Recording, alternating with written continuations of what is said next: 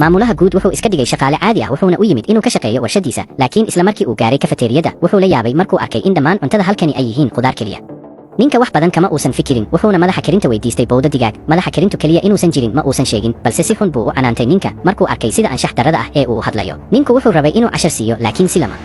filaan ah shaqaale agta ku dhawaa ayaa joojiyey kadibna wuxuu ninka u watay miis ay wax ku cunaan intay wada hadleen ninku wuxuu ka ogaaday shaqaalahaynay muddo dheer aan hilib cunin intuu weli la yaaban yahay wiil hodan ah ayaa yimid oo si toos ah uga fadhiistay agtiisa markuu sidaas arkay madaxa karintu isla markiiba ayaa u soo qaaday qadar raaxo leh ninku markuu sidaas arkay wuxuu isla markiiba weydiiyey waxa socda laakiin si lama filaan ah wiilka hodanka ahi wuxuu yidhi shaale caadi ah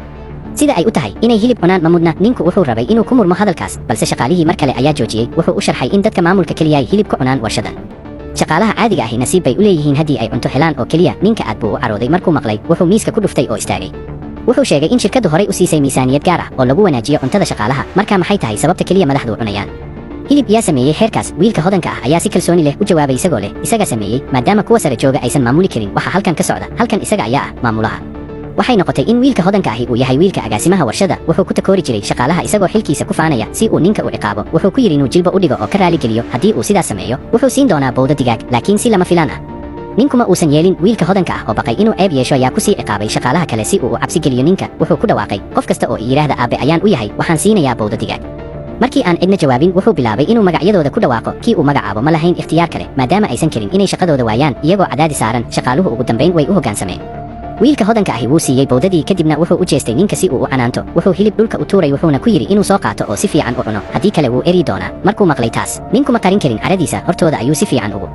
qaaday wiilka hodanka ah shaqaalihii oo dhan way argagaxeen ma rumaysan karin in shaqaale caadi ah ciqaabay wiilka agaasimaha warshada wiilka hodanka ah isagoo la garaacay ayaa isla markiiba wacay si ay u eryaan ninka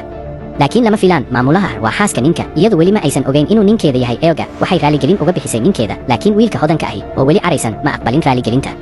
wuxuu si toos ah ugu amray inay ninka eryo iyadoo ka fikiraysa sida ninkeeda ay ugu adkayd inuu shaqo helo haweenaydu way baryootamisay wiilka hodanka ah in uusan eryin laakiin si lama filaan ah wiilka hodanka ahi aqbalay hal shardi oo keliya inay si dadban u dhunkato waxay noqotay in wiilka hodanka ahi muddo ah uu xiisaynayay inkasta oo ay guursatay marnaba kama uusan harin raadinteeda wuxuu si joogto ah hadiyada ugu geyn jiray hooyadeed kana codsan jiray inay gabadheeda ku qanciso inay ninka furto si uu isaga u guursan karo laakiin waxa aysan ogeyn haweenayda ayaa ahayd in ninkeeda yahay eo hanti ka badan 10 bilyan markuu guriga soo noqday wuxuu u yimid inuu warshada kormeero ninku marnaba ma uusan muujin aqoonsigiisa dhabta ah mar kasta oo uu guriga yimaado hooyadeed wuu ka quudhsan jiray xitaa qaraabada kale waxay u arkayeen mid sabool ah mar kasta oo ay arkaan way ka jeesin jireen waxay ku maadsan jireen oo ku yidhaahaan inuu waxba tari karin ayna ku talinayeen inuusan u qalmin xaaskiisa ninku aad buu u carooday markuu maqlay wuu isku dayay dhowr jeer inuu aqoonsigiisa sheego laakiin mar walba waa la joojin jiray xataa hadiyada malaayiinka dollar ah ee uu soo watay walaalkii xaaskiisa ayaa si ula kac ah u jebiyey isagoo ku qaylinaya inuusan guriga ku soo kordhin wax aan qiimo lahayn ilaa aabbaha haweenaydu yimid si kama ahna u garowsaday in khamriga la jebiyey uu ahaa mid heer sare ah markaas ayuu ogaaday in ninku aanu ahayn qof caadi ah wuxuu weydiiyey meesha uu ka keenay ninku wuxuu yidhi isaga iibsaday laakiin xaaskiisu ma aaminsanayn waxay u malaysay inuusan ninkeedu wax lacag ah lahayn marka sidee buu u iibsan karaa khamri qaali ah sidaa darteed waxay ku tiri inuu runta sheego ninku ugu dambayn wuxuu sharaxay in qof uu hadiyad u siiyey markaas ayay reerku mar kale ku jeesjeesteen laakiin si kastaba ha ahaatee xaaskiisu marnaba kama quusan xataa waxay dad ka waraysatay si ay shaqo ugu hesho waxay u malaysay inay fiican tahay inay isla warshad ka shaqeeyaan si ay isula daryeelaan laakiin ma aysan filaynin wiilka hodanka ah uusan weli ka harin wuxuu sii waday inuu dhib ku hayo ninkeeda wuxuu gaadhay xad uu shuruud aan macquul ahayn ka dalbado haweenaydu si cad bay u diiday waxay ninkeeda ku tiri inay isla baxaan iyadu way is casilaysaa waxay tiri soon bay u gudbin doontaa warqadeeda markuu maqlay wiilka hodanka ahi wuu argagaxay inkasta oo uu isku dayay inuu ka dhaadhiciyo inay joogto go'aankeeda wuu adkaa waxay ninkeeda qabsatay waxayna diyaariyeen inay